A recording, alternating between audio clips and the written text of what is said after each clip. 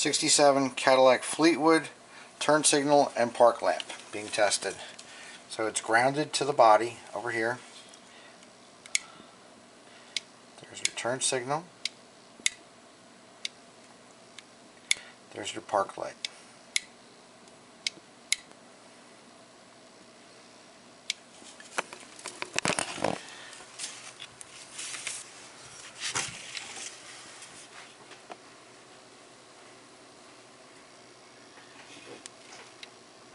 Don't mind all the fingerprints on there.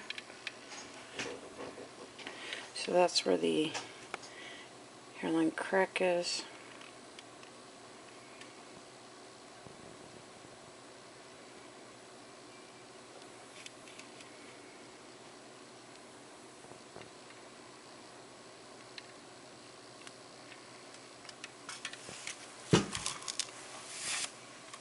So the bulb socket was cleaned, new bulb installed, and with dielectric grease, and the connector here was cleaned.